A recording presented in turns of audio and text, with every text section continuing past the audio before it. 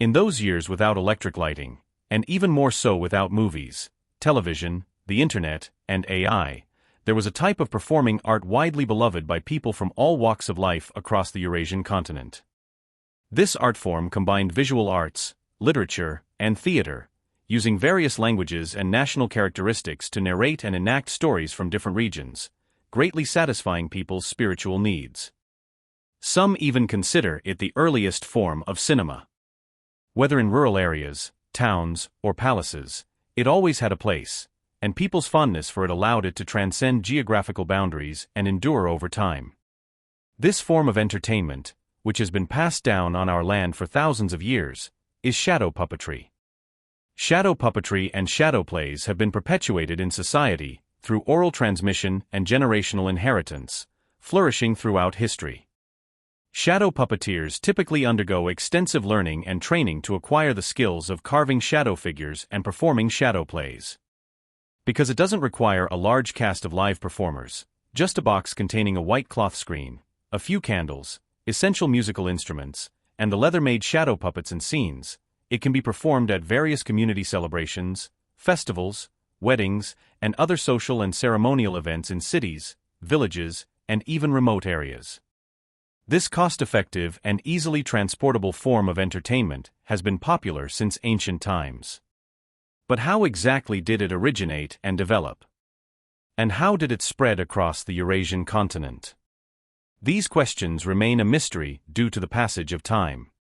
According to existing information, shadow puppetry was once popular in Asia and several regions and countries in Europe, including China, Thailand, Vietnam, Cambodia, Indonesia, Malaysia, India, Afghanistan, Iran, Turkey, Egypt, Greece, Poland, Hungary, Russia, Italy, and many others.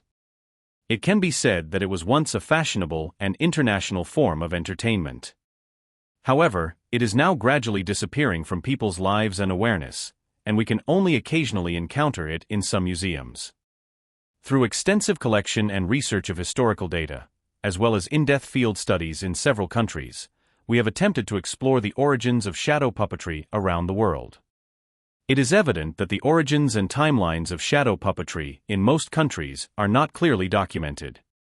However, by examining the development paths of history and religion, we can discern some clues indicating clear patterns of dissemination. Through religion. In Asian cultures, shadow puppetry has close connections with various religions and mythological stories. Its original functions likely included roles in shamanistic, Taoist, and Buddhist rituals, such as preaching, ancestor worship, and disaster prevention. Later, it expanded to include celebratory ceremonies and entertainment. Geographically, the shadow puppetry of India, Afghanistan, China, and some Southeast Asian countries focuses on promoting local religions, mythological stories, and ethical values.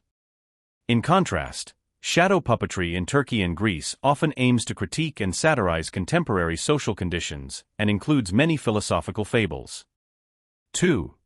Through commerce. Historically, as people traveled and engaged in trade, merchants, travelers, and immigrants introduced shadow puppetry to new regions, thereby promoting the spread of this art form across different areas and cultures. We know that ancient trade interactions occurred via land and sea, with the Silk Road being a significant commercial route between Europe and Asia.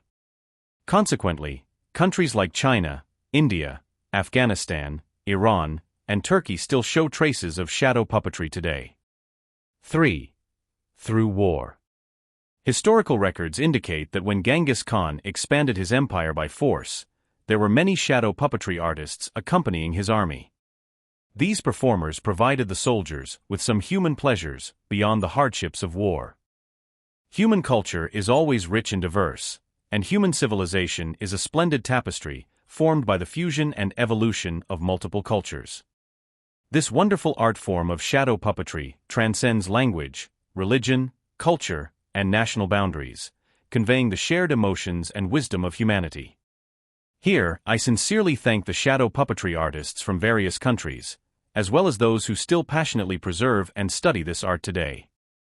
It is because of you that ancient civilization maintains its enchanting appearance. In this episode, we will start with a brief overview of shadow puppetry from around the world. In the following episodes, I will endeavor to provide detailed introductions to the shadow puppetry of each country, including more extensive research data behind them, in the hope of offering both knowledge and entertainment. Of course, my personal research is limited, and I hope that more research institutions and individuals will communicate with me and share their resources. After all, as a heritage of human civilization, all researchers and shadow puppetry artists alike wish for it not to disappear from the eyes of the world. Lastly, I hope that more companions who love and study shadow puppetry will share their thoughts on this channel, collectively preserving this world cultural heritage. In the next episode, we will systematically discuss the history, genres, and artistic features of Chinese shadow puppetry. If you enjoy my show, please subscribe, like, and share. Your support is the driving force behind our continued progress. Thank you for watching, and feel free to leave your comments.